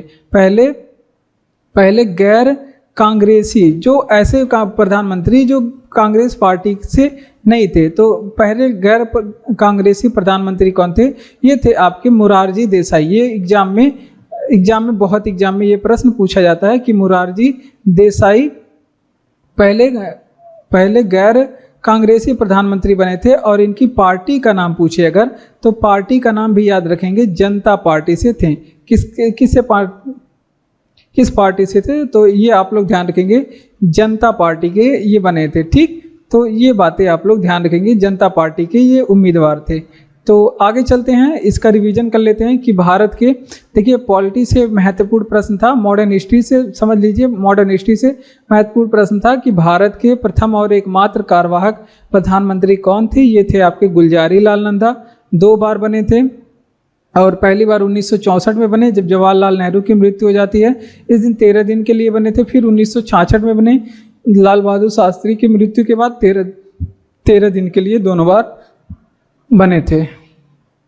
अगला प्रश्न हमने बताया कि पहले गैर कांग्रेसी प्रधानमंत्री कौन थे, तो मोरारजी देसाई का नाम यहाँ पे आता है और ये आपकी जनता पार्टी से थे। ये बातें भी आप लोग ध्यान रखेंगे। अगला प्रश्न है, बहुत ही इंपॉर्टेंट प्रश्न है, यहाँ से देखिए कौन कौन से प्रश्न पूछे जाते हैं, आपको सभी प्रश्नों के बारे में समझना है। देखिए, अगर आपसे पूछे कि भारत में रेलवे की शुरुआत कब हुई थी, तो आप लोग ध्यान रखेंगे 16 अप्रैल 1853 में। 16 भारत में पहली रेल चली थी 16 अप्रैल 1853 में, ठीक। अब अगर आपसे पूछे कि भारत में रेलवे का जनक, अगर आपसे पूछे भारत में रेलवे का जनक, भारतीय रेलवे का जनक करके एग्जाम में पूछा जाता है कि कौन है, तो ये थे लॉर्ड डलहौजी। क्योंकि डलहौजी के समय में भारत में रेल चला था, तो इसलिए ये आप लोग ध्यान रखेंगे। और भारत की जो पहली रेल थी, भारत में जो पहली रेल थी ये कहाँ से कहाँ तक के बीच में चली थी, ये एग्जाम में पूछा जाता है। तो पहली रेल थी वो 34 किलोमीटर के रेंज में चली थी। कितनी? 34 किलोमीटर। कहाँ से? ये मुंबई से ठाणे के बीच में चली थी। कहाँ से? मुंबई से ठाणे के बीच में चली थी।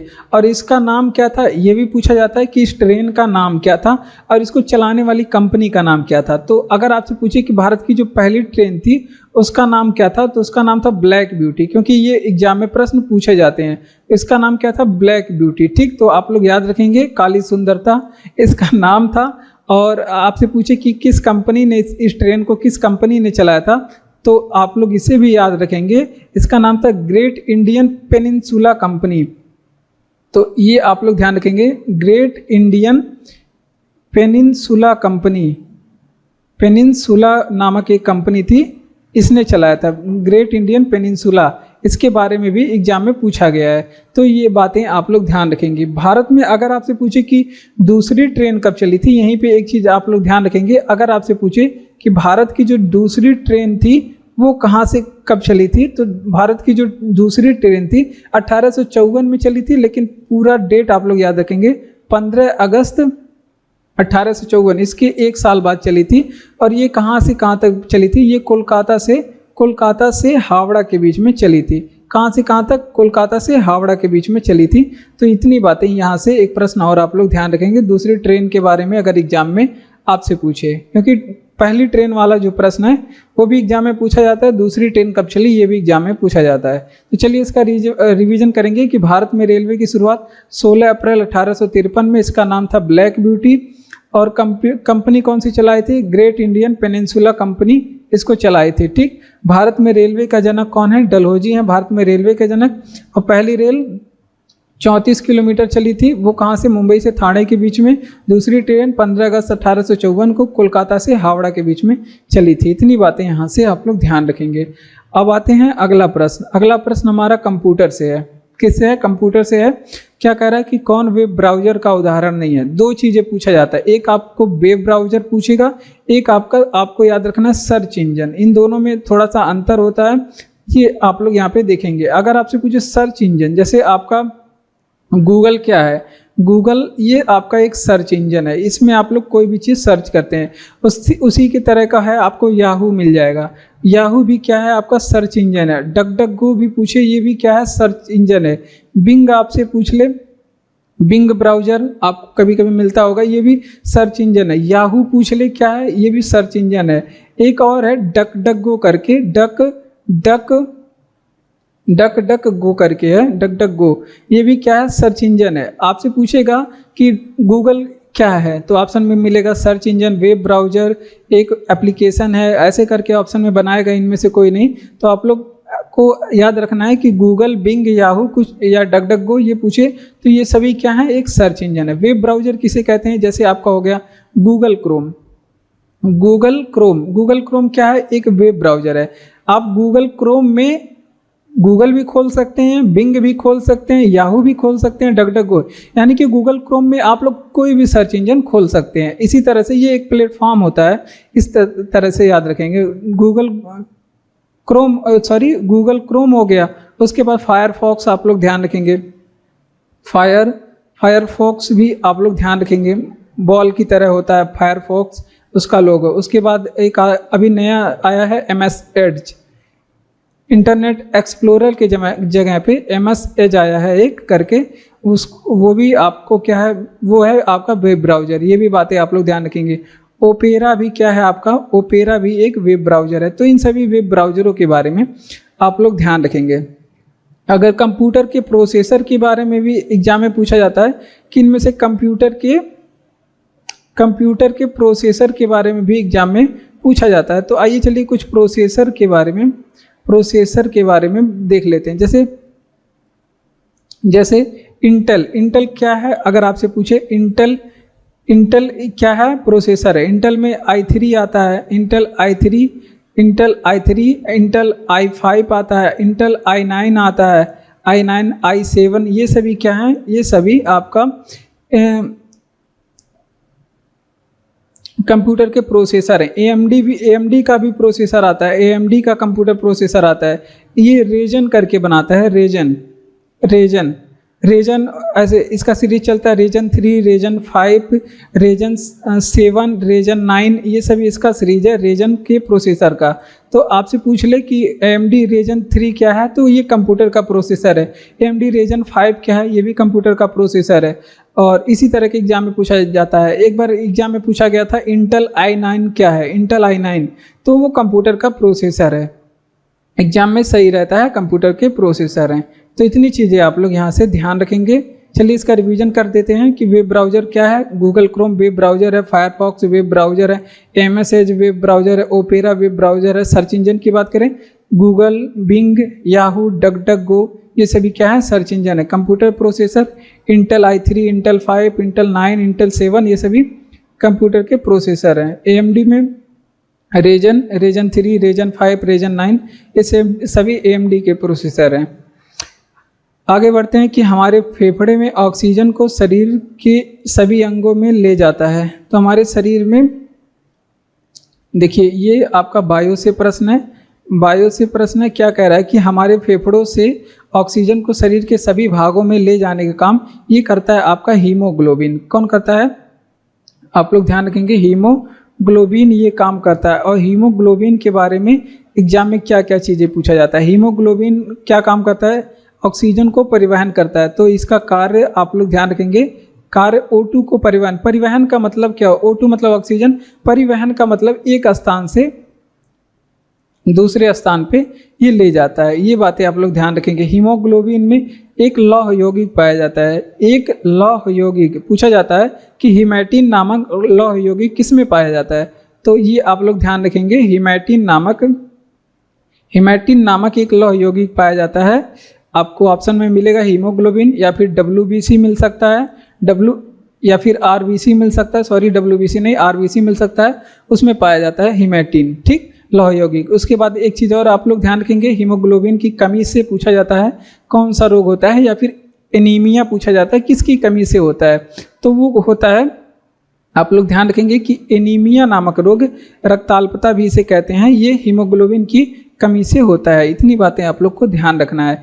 और RBC के बारे में बात करें, RBC जिसे रेड ब्लड सेल्स कहते हैं, RBC का अगर आपसे पूछे कि आकार कैसा होता है, तो ये एक हंसियाकार होता है, क्योंकि ये भी एग्जाम में पूछा जाता है कि RBC का आकार कैसा होता है, हंसियाकार होता है, या फिर चंद्र के आकार का भी ऑप्शन में मिलता है कि चंद्र के आकार का भी होता है। हंसियाकार या फिर चंद्र के आकार, इस तरह से कह लीजिए, इस तरह से इसका जो है आकार होता है RBC का। उसके बाद एक चीज़ और पूछा जाता है, बहुत ज़्यादा एग्जाम में जो पूछा जाता है प्रश्न, इसका जीवन काल कितना होता है। बहुत ज़्यादा पूछे जाने वाला प्रश्न है कि RBC का जीवन काल कितना होता है। तो 120 दिन या फिर 120 दिन, लगभग 120 दिन आप लोग ध्यान रखेंगे। और एक चीज़ और पूछा जाता है RBC के बारे में, बहुत RBC और WBC का रेशियो पूछा जाता है, और RBC और WBC का रेशियो पूछा जाता है कितना होता है हमारे शरीर में। तो ये होता है आपका 600 रेशियो 1 इसका रेशियो होता है। तो इतनी चीज़ें यहाँ पे आप लोग बायो से याद रखेंगे।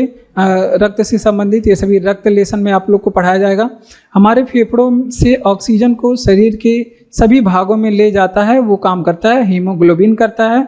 और रक्त का रंग लाल क्यों होता है, ये भी पूछा जाता है, किसकी वजह से होता है रक्त लाल क्यों होता है, वो भी हीमोग्लोबिन की वजह से ही लाल होता है। ये भी प्रश्न आप लोग ध्यान रखेंगे, एग्जाम में पूछा जाता है। और हीमोग्लोबिन का कार्य हमने बता दिया, प्रश्न ही हमारा वही है कि ये ऑक्सीजन का परिवहन करता है, और इसकी कमी से एनीमिया है, हीमोग्लोबिन की कमी से एनीमिया रोग होता है। और इसमें लौह यौगिक एक पाया जाता है जिसका नाम हीमैटिन है, ये भी एग्जाम में पूछा जाता है। RBC का आकार हमने बताया हंसियाकार होता है या फिर चंद्र के आकार का, जीवन काल लगभग 120 दिन, और RBC और WBC में रेशियो 600 रेशियो 1 का होता है, ठीक।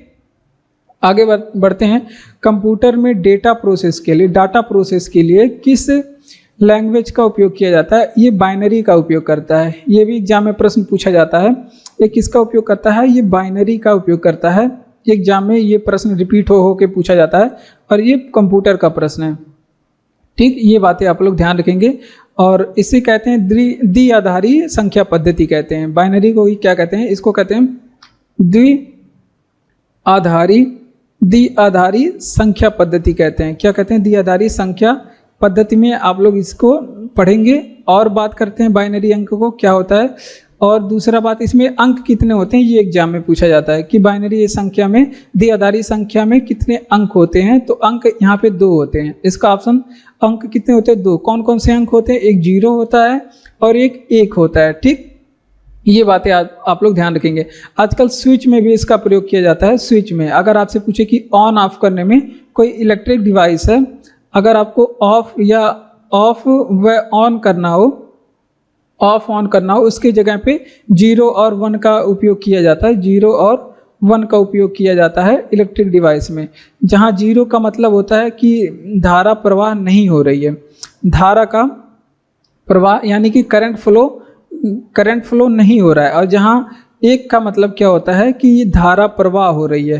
तो ये भी बातें आप लोग ध्यान रखेंगे। धारा प्रवाह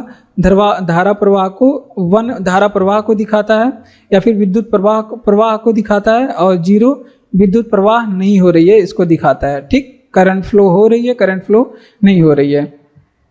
तो बस छोटा सा चीज़ें हमने बताया यहाँ पे, तो इसे आप लोग ध्यान रखेंगे। कंप्यूटर में डाटा प्रोसेस के लिए बाइनरी का प्रयोग किया जाता है। ये आप लोग द्विआधारी संख्या पद्धति में ये आता है। अंक इसमें 2 होते हैं। कौन कौन से अंक होते हैं? हमने बताया 0 और 1 होता है, ये 2 अंक होते हैं इसमें। ऑन ऑफ में आजकल स्विच में, इलेक्ट्रिक डिवाइस में भी ऑन ऑफ के जगह पे 0 और 1 का प्रयोग किया जाता है। जहाँ 0 का 1 होता है कि सर्किट क्लोज है, धारा प्रवाह मतलब सर्किट खुला है, धारा प्रवाह नहीं हो रही है। और 1 का मतलब होता है कि सर्किट बंद है, यानी कि धारा प्रवाह हो रही है। एक सर्किट बंद है, सर्किट खुला है, ये थोड़ा आप लोग नहीं समझ पाएंगे, तो कम से कम इतना ध्यान रखेंगे जो यहाँ पे बताया गया है। अगला प्रश्न है कि भारत में महिला साक्षरता का प्रतिशत कितना है। देखिए एग्जाम में ये प्रश्न पूछा जाता है कि भारत में महिला साक्षरता कितना है। तो 65.46% यहाँ पे बात करें महिला साक्षरता है। अगर पुरुषों की साक्षरता पूछे भारत में कितनी है, पुरुष की साक्षरता पूछे भारत में कितनी है, यहाँ पे पुरुष की बात कर लेते हैं। पुरुष की साक्षरता कितना है? तो ये है 82 यानी कि टोटल जितने पुरुष हैं उसमें 42.14% पुरुष पढ़े लिखे हैं। और महिला साक्षरता की बात करें जिसमें टोटल जो महिलाएं हैं उसमें से 65.46% पढ़ी हैं। और भारत में कुल नागरिक जितने हैं, भारत की अगर कुल साक्षरता की बात करें, भारत में कुल साक्षरता कितनी है, साक्षरता मतलब कि कितने पढ़े लिखे लोग हैं। तो कुल साक्षरता की बात करें भारत में तो ये है 74.04%। ये है 74.04% भारत की टोटल साक्षरता है। यानी कि भारत में कुल जितने भी लोग हैं, जितने लोग भारत में हैं उसमें से 74.04% केवल पढ़े लिखे हैं। और राज्यों की बात करें, राज्यों की बात पूछा जाता है कि सर्वाधिक साक्षरता किस राज्य में है, सबसे कम साक्षरता किस राज्य में है। अगर आपसे पूछे कि सर्वाधिक साक्षरता वाला राज्य कौन सा है आपका, ये बहुत बार एग्जाम में पूछा जाता है कि सर्वाधिक साक्षरता आपके किस राज्य में है। तो सर्वाधिक साक्षरता आप सभी जानते हैं केरल में है। केरल में कितनी साक्षरता है? ये 94% है। कितना है? 94% है। आप लोग यहाँ पे ध्यान रखेंगे, 94% केरल की साक्षरता है। अगर आपसे पूछे कि सबसे कम साक्षरता वाला राज्य कौन सा है, सबसे कम साक्षरता वाला राज्य कौन सा है, तो सबसे कम साक्षरता वो आपके बिहार में है। बिहार में साक्षरता सबसे कम कितनी है? वो है 61.04% है, शायद 61.04%, 61.4% है। ये बातें आप लोग 61.8% है। ठीक, ये आप लोग ध्यान रखेंगे, 61.8% बिहार की साक्षरता है। और आप लोग से क्या मैं बता दूं, हाँ ये सभी जनगणना के प्रश्न हैं। अगर आपसे पूछे कि जनगणना शुरू कब हुई थी, भारत में जनगणना जो है शुरू कब हुई थी, तो ये 1872 में हुई थी। किसके काल में हुई थी? मेयो के समय में जनगणना शुरू हुई थी। अगर आपसे पूछे कि भारत में नियमित रूप से जनगणना शुरू कब से हो गई, तो ये 1881 में भारत में नियमित रूप से जनगणना शुरू हुई थी, रिपन के कार्यकाल में। किसके कार्यकाल में? रिपन के कार्यकाल में। तो इतनी बातें और आप लोग यहाँ से ध्यान रखेंगे। चलिए इसका रिवीजन कर लेते हैं। महत्वपूर्ण प्रश्न था ये, आप लोग को इंडियन जियोग्राफी में पढ़ाया जाएगा। किसमें? इंडियन जियोग्राफी का प्रश्न है ये, कि भारत में महिला साक्षरता का प्रतिशत कितना है? 65.46%। और पुरुष साक्षरता भारत में कितनी है? तो ये है 82.14%। और सर्वाधिक साक्षरता केरल में है। सबसे कम साक्षरता बिहार में 61.8% का है। और बात करते हैं कि कुल साक्षरता भारत में 74.04% का है। और जनगणना शुरू 1872 में मेयो के काल में, और नियमित रूप से जो जनगणना है वो आपको 1881 में रिपन के कार्यकाल में शुरू हुई थी। आगे बढ़ते हैं कि 2024 के लोकसभा चुनाव के लिए भारत को कितने निर्वाचन क्षेत्र में विभाजित किया गया था? तो इसके लिए भारत में 543 निर्वाचन क्षेत्र बनाए गए थे, क्योंकि भारत में जो लोकसभा की कुल सीट है, लोकसभा की कुल सीटों के बारे में बात करें, लोकसभा में भारत में कुल सीट है वो अब हो गई हैं 550। पहले 552 थी और अब हो गई है 550, जिसमें से 543 पे चुनाव हुआ है। क्यों 550 हो गई थी? क्योंकि हमारे संविधान में 104वां संशोधन किया गया, जो कि 2019 में हुआ था। यहाँ पे क्या किया गया, जो दो एंग्लो इंडियन होते हैं ना, दो एंग्लो इंडियन होते हैं, इनका सीट क्या कर दिया गया, दो एंग्लो इंडियन का सीट जो हो गया वो समाप्त कर दिया गया। क्या कर दिया गया? दो एंग्लो इंडियन का सीट क्या हो गया, वो समाप्त कर दिया गया। तो इतनी बातें यहाँ से आप लोग ध्यान रखेंगे। और चुनाव के चरण की बात करें, जो लोकसभा का चुनाव 2024 में जो हुआ था, इसके बारे में बात करें कि 2024 वाला जो चुनाव है, इसका चरण पूछ ले कितने चरण में हुआ था, क्योंकि एक एग्जाम में पूछा गया था कि 2024 का लोकसभा का चुनाव कितने चरण में हुआ था। तो ये 7 चरण में हुआ था। आप लोग ये याद रखेंगे। दूसरी बात यहाँ से क्या आप लोग को याद रखना है कि इसमें 7 चरण में चुनाव हो गया, ये आप लोग ध्यान रखेंगे। ये किस क्रम की जनगणना थी, किस क्रम की थी? तो इसमें क्रम था, ये आपका 18वां क्रम था। और इसमें प्रधानमंत्री कौन बने हैं? वर्तमान समय 18वीं लोकसभा चल रही है, प्रधानमंत्री आपको नरेंद्र मोदी जी इसमें बने हैं। कौन? नरेंद्र मोदी जी इसमें प्रधानमंत्री बने हैं। ठीक, इतनी बातें आप लोग ध्यान रखेंगे। अब मतदान कितना हुआ है इस चुनाव में? मतदान कितने मतदाता ने वोट किए थे? तो अगर आपको वो ओवरऑल पूछे तो 64.2 करोड़ लोग ने इसमें मतदान किया था। अब ये विश्व में सर्वाधिक है, ये विश्व में सर्वाधिक है। कुल 56 भारत के कुल लोग में से 56.79% लोगों ने वोट दिया था। इतने लोगों ने वोट करा था, इतने % लोगों ने वोट करा और ये विश्व रिकॉर्ड बनाया। क्या बनाया? ये विश्व रिकॉर्ड बनाया। आज तक किसी देश में इतने लोगों ने वोट नहीं किया था, तो ये वर्ल्ड रिकॉर्ड भी सेट हो गया भारत के नाम। तो इतनी चीज़ें यहाँ पे इस चुनाव से आप लोग ध्यान रखेंगे 2024 वाले, क्योंकि ये भी इम्पोर्टेंट है, आपके एग्जाम के लिए पूछा जाएगा। चलिए आगे बढ़ते हैं। हमने क्या बताया, ये जनरल अवेयर से आप लोग इसे पढ़ सकते हैं कि 2024 के लोकसभा चुनाव के लिए कितने निर्वाचन क्षेत्र में विभाजित किया गया था। 543 था, 543, क्योंकि लोकसभा की अब कुल सीटें 550 हो गई थी, जिसमें से 543 पे वो चुनाव हुआ था। और भारत में 104वां संविधान संशोधन 2019 के द्वारा 2 एंग्लो इंडियन का जो सीटें वो समाप्त हो गया। अब वर्तमान समय 550 सीटें हैं। और ये चुनाव 7 चरण में हुआ था कुल। और ये क्रम कौन सा था? 18वां क्रम है। वर्तमान समय में प्रधानमंत्री कौन है? और नरेंद्र मोदी। और लोकसभा अध्यक्ष कौन है? ओम बिरला जी भारत में लोकसभा अध्यक्ष बने हुए हैं। तो इतनी बातें आप लोग ध्यान रखेंगे। अगला प्रश्न भी इम्पोर्टेंट है, हिस्ट्री से है। हिस्ट्री से इम्पोर्टेंट प्रश्न क्या है? ये प्रश्न बार एग्जाम में पूछा जाता है कि भारत का नेपोलियन किसे कहा जाता है? समुद्रगुप्त को कहा जाता है, मुझे पता है, आप लोग को पता है। और ये प्रश्न और भी किस तरह से पूछा जाता है, आइए देखते हैं। तो भारत का नेपोलियन समुद्रगुप्त को कहा जाता है।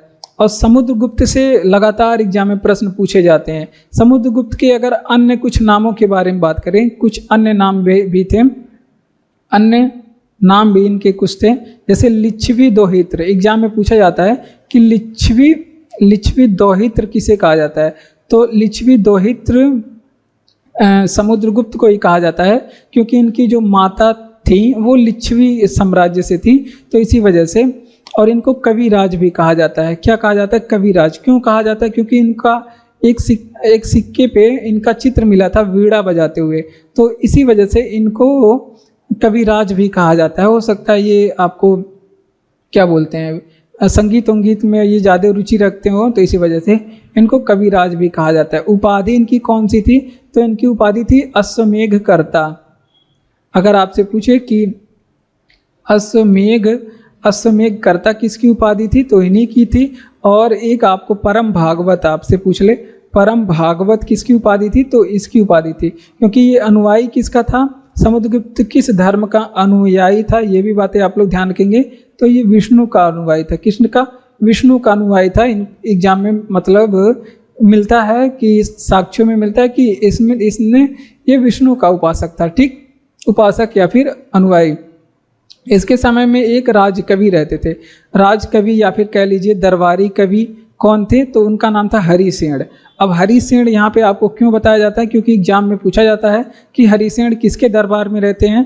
और दूसरी बात एग्जाम में ये पूछा जाता है कि हरिसेन की एक रचना है जो बहुत ही फेमस है हमारे एग्जाम के लिए, जो एग्जाम में बार बार टपक आता है। तो इनकी रचना क्या है, प्रयाग प्रशस्ति। इसको क्या कहते हैं, प्रयाग प्रशस्ति। तो ये एग्जाम में पूछा जाता है प्रयाग प्रशस्ति लेख किसका है, या फिर ये इलाहाबाद में है तो इसे इलाहाबाद का क्या कहते हैं, इलाहाबाद का लेख कहते हैं, इलाहाबाद का शिलालेख भी इसे कहते हैं। तो इतनी बातें आप लोग ध्यान रखेंगे इस प्रश्न से। तो चलिए इसका रिवीजन कर लेते हैं कि भारत का नेपोलियन कहा किसे जाता है, वो समुद्रगुप्त को कहा जाता है। इसको लिच्छवी दौहित्र भी कहा जाता है, इसको कविराज भी एग्जाम में पूछा जाता है। कहा जाता है कि यूएनडीपी का पूर्ण रूप क्या है, तो देखिए यूएनडीपी का पूर्ण रूप यूनाइटेड नेशन डेवलपमेंट प्रोग्राम होता है। अगर हिंदी में बात करें तो संयुक्त राष्ट्र विकास कार्यक्रम। क्या होता है इसका फुल फॉर्म, आप लोग नोट करेंगे, संयुक्त राष्ट्र विकास कार्यक्रम। बहुत ही इंपॉर्टेंट है ये, क्योंकि एग्जाम में पूछा जाता है। संयुक्त राष्ट्र विकास कार्यक्रम इसका फुल फॉर्म होता है। अगर यूएनडीपी की बात करें, अगर आपसे पूछे कि इसका स्थापना कब हुआ था, तो 1965 में इसकी स्थापना हुई थी। और इसकी मुख्यालय की बात करें तो न्यूयॉर्क में इसका मुख्यालय है, न्यूयॉर्क में इसका मुख्यालय। एक महत्वपूर्ण बात ये आप लोग ध्यान रखेंगे, ये एक रिपोर्ट जारी करता है, रिपोर्ट। और उस रिपोर्ट के बारे में एग्जाम में पूछा जाता है कि मानव विकास सूचकांक कौन जारी करता है। मानव विकास सूचकांक आपसे एग्जाम में पूछेगा कि मानव विकास सूचकांक कौन सी संस्था जारी करती है, तो आप लोग ध्यान रखेंगे यूएनडीपी जारी करती है। इस बार भारत का रैंक कितना है, 130 इसमें भारत का रैंक है, ये भी ध्यान रखेंगे इस रिपोर्ट में, ठीक। और बात करें कि ये रिपोर्ट जारी करने का पूछा जाता है कितने आधार हैं, तो आधार भी आप लोग ध्यान रखेंगे, इसके 3 आधार होते हैं। कौन कौन सी 3 आधार कौन कौन सी होती हैं, तो वो होता है जीवन प्रत्याशा, पहला आधार होता है जीवन प्रत्याशा होता है, और दूसरा होता है साक्षरता, दूसरा आधार होता है साक्षरता। जीवन प्रत्याशा, साक्षरता और प्रति व्यक्ति आय, ये 3 आधार लेकर के इस रिपोर्ट को जारी किया जाता है। प्रति व्यक्ति आय, तो ये 3 आधार से मानव विकास सूचकांक जारी किया जाता है, जिसमें भारत का रैंक 130 है, ठीक। इतनी बातें आप लोग ध्यान रखेंगे। चलिए इसका रिवीजन करते हैं। महत्वपूर्ण प्रश्न था कि यूएनडीपी का पूर्ण रूप क्या है, तो United Nation Development Programme. Hindi की बात करें तो संयुक्त राष्ट्र विकास कार्यक्रम है। स्थापना 1965 में, मुख्यालय इसका न्यूयॉर्क अमेरिका में इसका मुख्यालय है। और बात करते हैं रिपोर्ट मानव विकास सूचकांक, ये एक रिपोर्ट जारी करता है जिसमें भारत की रैंक 130 है। और इसके 3 आधार होते हैं इस रिपोर्ट की, जीवन प्रत्याशा, साक्षरता और प्रति व्यक्ति आय, ठीक। चलो आगे बढ़ते हैं। अगला प्रश्न है कि पंचायती राज संस्थाओं में महिलाओं के लिए कितना आरक्षण है। ये भी प्रश्न महत्वपूर्ण है, पॉलिटी से महत्वपूर्ण प्रश्न है। और ये प्रश्न आजकल एग्जामों में पूछे जाते हैं कि इसमें पंचायती राज संस्थाओं में महिलाओं के लिए आरक्षण कितना है, तो ये आप लोग ध्यान रखेंगे। महिलाओं के लिए आरक्षण 1/3 है। कितना है, 1/3 है, ठीक। ये बातें आप लोग ध्यान रखेंगे। 33.33% भी आपको मिल सकता है। अब आपसे पूछे कि पंचायती राज को भारत के संविधान में शामिल करने के लिए कौन सा संशोधन किया गया था, तो संशोधन अगर आपसे पूछे तो इसके लिए किया गया था, बहुत ही इंपॉर्टेंट है, एग्जाम में पूछा जाता है, 73वां संविधान संशोधन 73वां संविधान संशोधन 1992 कब हुआ था? 73वां संविधान संशोधन 1992।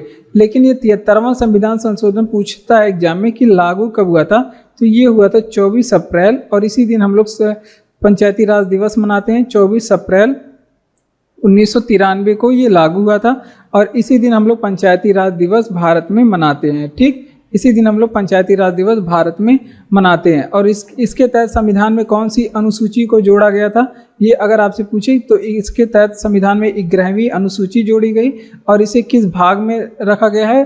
9वें भाग में रखा गया है। और इसमें कार्य करने के लिए जो विषय दिए गए हैं ये भी इम्पोर्टेंट है, एग्जाम में हजारों एग्जाम में पूछा गया है। 29 विषय इसके काम करने के लिए दिए गए। पंचायती राज व्यवस्था सबसे पहले अगर आपसे पूछे कि ये सर्वप्रथम लागू कहाँ पे हुआ था, सर्वप्रथम पंचायती राज व्यवस्था सर्वप्रथम लागू कहाँ पे हुआ था, तो नागौर, राजस्थान के नागौर में ये लागू हुआ था। कहाँ पे? ये आप लोग ध्यान रखेंगे, नागौर राजस्थान में लागू हुआ था। और कब लागू हुआ था? तो 1959 को ये लागू हुआ था। तो इतनी बातें पंचायती राज संस्थाओं से आप लोग याद रखेंगे।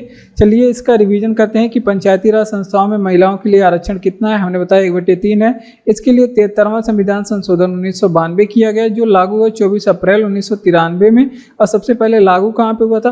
तो ये नागौर राजस्थान में सबसे पहले लागू हुआ था 1959 में। ठीक, 1959 में। अनुसूची 11वीं में इसके तहत जोड़ा गया, और भाग 9 में इसे रखा गया। विषय इसमें कितने हैं? कार्य करने के लिए विषय जो है 29 विषय हैं। मोस्ट इंपॉर्टेंट है, एग्जाम में कई बार पूछा गया है। ठीक, आगे बढ़ते हैं कि अधिकांश कोशिकीय प्रतिक्रियाओं के लिए ऊर्जा मुद्रा है, तो इस मुद्रा को कहते हैं एटीपी। इस मुद्रा को कहते हैं एटीपी।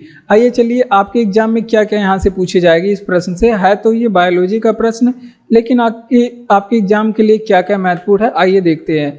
तो एटीपी का पहले तो आप लोग फुल फॉर्म ध्यान रखेंगे, क्योंकि एग्जाम में पूछा जाता है। तो इसका फुल फॉर्म है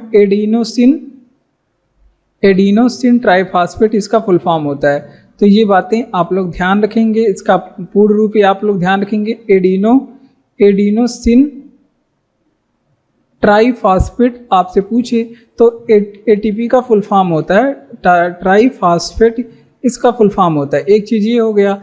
अब एटीपी का अगर आपसे पूछेगा कि निर्माण, मानव शरीर में निर्माण कहाँ पे होता है, एटीपी का जो ऊर्जा का स्रोत है, तो ये माइटोकॉन्ड्रिया में इसका निर्माण होता है। कहाँ पे? माइटोकॉन्ड्रिया में इसका निर्माण होता है, माइटोकॉन्ड्रिया में। इसीलिए माइटोकॉन्ड्रिया को क्या कहा जाता है? इसीलिए माइटोकॉन्ड्रिया को कोशिका का पावर हाउस कहा जाता है। ये भी बात यहीं पे नोट कर लीजिए। इसीलिए क्या कहते हैं माइटोकॉन्ड्रिया को, इसीलिए क्या कहते हैं, इसीलिए माइटोकॉन्ड्रिया को कोशिका का क्या कहते हैं? पावर हाउस कहते हैं। क्या कहते हैं?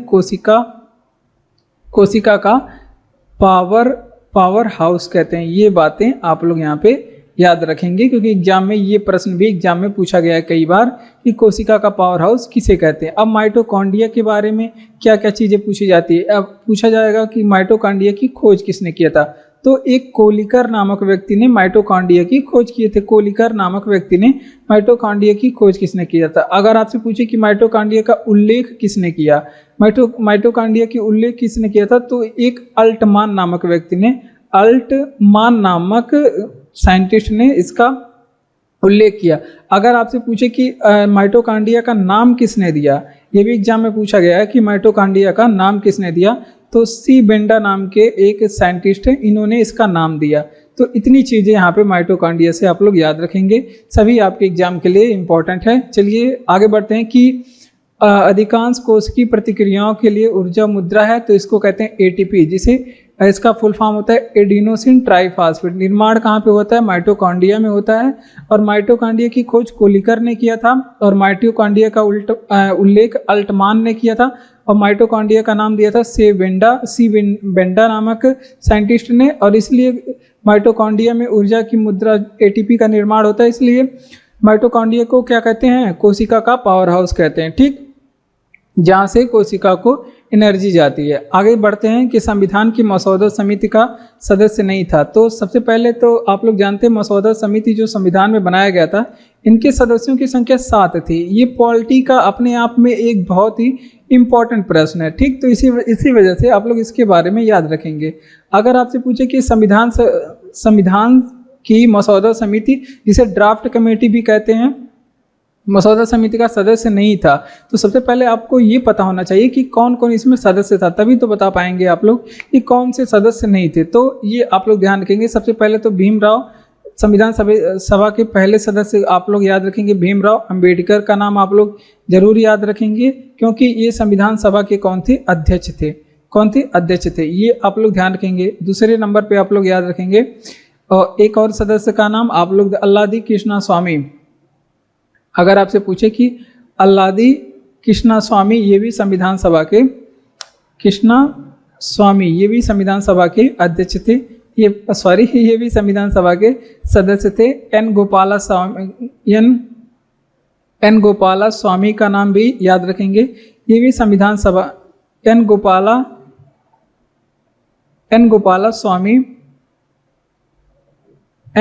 स्वामी अयंगर करके एक व्यक्ति थे, ये भी संविधान सभा के सदस्य थे। अगला प्रश्न आप लोग ध्यान रखेंगे के एम मुंशी भी इसके सदस्य थे। के एम मुंशी भी संविधान सभा के सदस्य थे। मोहम्मद सादुल्ला का नाम आप लोग याद रखेंगे, मोहम्मद सादुल्ला ये भी संविधान सभा के सदस्य थे और मसौदा समिति के सदस्य थे। और बी एल मित्तल का भी याद रखेंगे, ये भी आपको लोग ध्यान रखेंगे, ड्राफ्ट कमेटी के सदस्य थे। और डीपी खेतान का नाम आप लोग याद रखेंगे, डीपी खेतान। तो ये 7 सदस्य थे, डीपी खेतान, ये 7 सदस्य थे जो आपके मसौदा समिति के सदस्य थे। ठीक, ये बातें आप लोग ध्यान रखेंगे। आगे चल के बी एल मित्तल की क्या होती है, बी एल मित्तल इससे इस्तीफा दे देते हैं, अपने पद से क्या कर देते हैं, इस्तीफा दे देते हैं। तो इनके जगह पे कौन आता है, माधव राव आते हैं। कौन आते हैं, माधव राय संविधान सभा के सदस्य बनते हैं। और डीपी खेतान की अचानक क्या हो जाती है, मृत्यु हो जाती है। तो इनके जगह पे किसे बनाया जाता है, इनके जगह पे टीटी कृष्णामचारी को बनाया जाता है। किसे बनाया जाता है, टीटी कृष्णामचारी को संविधान सभा के सदस्य के रूप में चुना जाता है। तो इतनी बातें यहाँ से आप लोग ध्यान रखेंगे। चलिए, संविधान सभा की मसौदा समिति का सदस्य था कौन, तो 7 लोग सदस्य थे। भीमराव अंबेडकर इसके अध्यक्ष थे, आप लोग ध्यान रखेंगे। अल्लादी कृष्णा स्वामी थे, एक एन गोपाला स्वामी थे, के एम मुंशी थे और बी एल मित्तल थे और मोहम्मद सादुल्ला थे, डीपी खेतान थे। आगे चल के डीपी खेतान की मृत्यु हो जाती है तो इसकी जगह पे टीटी कृष्णामचारी आते हैं और बी एल मित्तल अपना इस्तीफा दे देते हैं। तो माधव राव इसमें सदस्य बनते हैं। अगला प्रश्न है कि कौन भारत का पहला समर्पित बहुतरंगदैर्घ्य अंतरिक्ष वेधशाला है, तो ये है एस्ट्रोसैट। क्या है, एस्ट्रोसैट इसका नाम है। इसका निर्माण इसरो ने किया था। इस वेधशाला का आपसे पूछे कि निर्माण किसने किया था, इस वेधशाला का निर्माण इसरो ने किया था, जो भारतीय स्पेस एजेंसी है इसरो। अब इसका निर्माण कब हुआ था, तो ये भी बातें आप लोग ध्यान रखेंगे, 2015 में इसका निर्माण हुआ था। ठीक, अब चलिए इसरो के बारे में आप लोग को कुछ महत्वपूर्ण बातें बता देते हैं। जैसे देखिए, इसरो के बारे में सबसे पहले आप लोग ध्यान रखेंगे, Indian Space and Research Organisation इसका फुल फॉर्म होता है। स्थापना की बात करें, इसकी स्थापना हुई थी 15 अगस्त 1969 को इसकी स्थापना हुई थी। और इसरो की बात करें तो इसका मुख्यालय जो है, इसका मुख्यालय कहाँ पे है, बेंगलुरु में। बेंगलुरु कहाँ पे है, बेंगलुरु में इसका मुख्यालय। बेंगलुरु कहाँ पे है, कर्नाटक में, आप सभी जानते हैं बेंगलुरु। अब वर्तमान समय में इसका इसरो के चेयरमैन कौन है, चेयरमैन यानी कि इसके अध्यक्ष कौन है, तो आप लोग ध्यान रखेंगे वी नारायणन इसके अध्यक्ष थे। इनके वी नारायण इसके अध्यक्ष थे, ये अध्यक्ष हैं वर्तमान समय में, ये आप लोग ध्यान रखेंगे।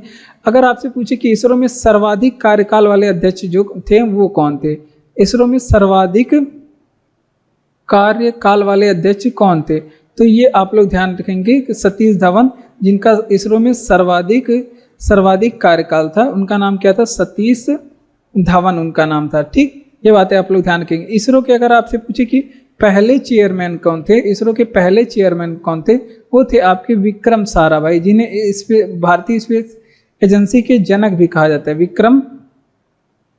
विक्रम साराभाई। ठीक, इतनी बातें यहाँ पे इसरो से याद रखेंगे। चलिए आगे बढ़ते हैं कि कौन उपग्रह भारत का पहला समर्पित बहुतरंगदैर्घ्य अंतरिक्ष वेधशाला, इसका नाम है एस्ट्रोसैट। इससे इसरो ने लॉन्च किया था कब, 2015 में। ये बातें आप लोग ध्यान रखेंगे, इंपॉर्टेंट प्रश्न है और इसरो के बारे में हमने बताया, इसकी स्थापना 15 अगस्त 1969 को, मुख्यालय बेंगलुरु कर्नाटक में, और इसके चेयरमैन वर्तमान समय में वी नारायण हैं, और पहले चेयरमैन विक्रम साराभाई थे, और सर्वाधिक कार्यकाल वाले जो चेयरमैन हैं उनका नाम है सतीश धवन। ये बातें आप लोग ध्यान रखेंगे। फीफा 2022 कहाँ हुआ था? तो देखिए 2022 वाला जो फीफा है ये दोहा कतर में हुआ था, और ये बात एग्जाम में पूछी जाती है, दोहा कतर में, ये आप लोग ध्यान रखेंगे। और इसका जो 2022 वाला था ये किस क्रम का था? संस्करण पूछता है कि ये किस संस्करण का था, तो 22वां नंबर का था। ये बातें आप लोग ध्यान रखेंगे, 22वां। और इसमें जो है 2022 वाले में विजेता कौन बना था फीफा का? तो अर्जेंटीना इसमें विजेता बने थे, अर्जेंटीना इसमें विजेता बने थे। और हराया किसे था? तो हारा था इसमें फ्रांस अर्जेंटीना से हार गया था। ये बातें आप लोग ध्यान रखेंगे। उसके बाद अगर आपसे पूछे कि सर्वाधिक बार विजेता कौन बना है फीफा का, सर्वाधिक बार विजेता कौन बना है आज तक फीफा का, तो ये आप लोग ध्यान रखेंगे, ब्राजील बना है, ब्राजील जीता है। ब्राजील में एक प्लेयर थे जिनका पेले नाम था, और वो बहुत ही बेहतरीन प्लेयर थे। सॉरी, वो तो फुटबॉल के थे, हाँ फुटबॉल के, ठीक। ये बातें आप लोग ध्यान रखेंगे।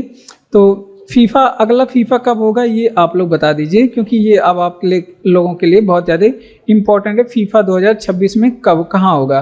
तो ये होगा कनाडा, मैक्सिको और यूएसए, 3 शहरों में होगा, Canada, Mexico and USA, America में होगा। और फीफा का जो आयोजन होता है आप सभी जानते हैं, इसका आयोजन कितने साल पे किया जाता है? 4 वर्ष पे इसका आयोजन किया जाता है। और फीफा संबंधित किससे है? अभी हमने बताया कि फीफा संबंधित किससे है, तो वो फुटबॉल से है। किससे संबंधित है? फुटबॉल से है। तो ये बातें आप लोग ध्यान रखेंगे। चलिए इसका रिवीजन कर लेते हैं कि फीफा विश्व कप 2022 कहाँ पे हुआ था? दोहा कतर में हुआ था। संस्करण 22वां था। विजेता अर्जेंटीना, हारा था फ्रांस इसका उप विजेता था। सर्वाधिक बार विजेता ब्राजील बना है फीफा का 5 बार। और फीफा 2026 में कनाडा, यूएसए, मैक्सिको में होगा। और आयोजन 4 वर्ष पे होता है फीफा का, संबंधित किससे? फुटबॉल से। तो इतनी बातें यहाँ पे याद रखेंगे। आगे बढ़ते हैं। क्या कह रहा है कि प्रसिद्ध जूलू जनजाति किस देश से संबंधित है? ये दक्षिण अफ्रीका से है। कहाँ पे? आप लोग ध्यान रखेंगे, दक्षिण अफ्रीका में जूलू जनजाति पाई जाती है, ठीक। आइए चलिए कुछ और जनजातियों के बारे में देख लेते हैं जो अफ्रीका से संबंधित है। जनजातियों के बारे में वर्ल्ड जियोग्राफी में आप लोग को पढ़ाया जाएगा। बुशमैन जनजाति बहुत एग्जाम में पूछा जाता है कि बुशमैन जनजाति कहाँ पे पाई जाती है? तो ये कालाहारी मरुस्थल, अफ्रीका में एक मरुस्थल है अफ्रीका महाद्वीप में, जिसे कहते हैं कालाहारी मरुस्थल। वहाँ पे ये जनजाति पाई जाती है। और देश का नाम पूछे तो बोत्सवाना आप लोग याद रखेंगे। पिग्मीज जनजाति अगर आपसे पूछे कहाँ पे पाई जाती है, पिग्मीज जनजाति ये कांगो बेसिन में, कांगो नदी अफ्रीका में पड़ती है ना, कांगो नदी जो आपके भूमध्य रेखा को 2 बार काटती है, तो इसी नदी के जो जल ग्रहण क्षेत्र है उसे बोलते हैं बेसिन। और इसी कांगो नदी बेसिन में ये जो है जनजाति पाई जाती है, वहाँ पे ये रहती हैं, ठीक, अपना जीवन यापन करती हैं, ठीक। अगर आपसे पूछे कि मसाई जनजाति कहाँ पे पाई जाती है, तो ये भी अफ्रीका में ही पाई जाती है। कहाँ पे? अफ्रीका महाद्वीप में मसाई जनजाति पाई जाती है। यहीं पे एक आइनू जनजाति आप लोग ध्यान रखेंगे, एग्जाम में पूछा जाता है आइनू जनजाति कहाँ पे पाई जाती है, तो वो जापान में पाई जाती है। आइनू ये कहाँ पे पाई जाती है? जापान में पाई जाने वाली जनजाति है। तो इतनी बातें आप लोग ध्यान रखेंगे। चलिए इसका रिवीजन करते हैं कि प्रसिद्ध जूलू जनजाति किस देश से संबंधित है?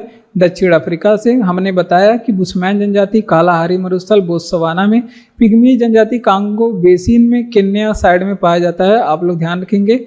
और मसाई केन्या साइड में पाया जाता है। और पिग्मी जनजाति कांगो बेसिन, मसाई जनजाति कहाँ पे? केन्या साइड में पाया जाता है। कांगो बेसिन में पिग्मी जनजाति पाई जाती है, आइनू जापान में पाई जाती है। तो आगे बढ़ते हैं। तो जय हिंद। आज की क्लास में बस इतना ही। उम्मीद है आप लोग को क्लास अच्छा लगा होगा। अच्छा लगा हो तो क्लास को लाइक, चैनल को सब्सक्राइब, अपने दोस्तों तक क्लास को शेयर भी करेंगे, ठीक है। जय हिंद, जय भारत। फिर मिलते हैं कल।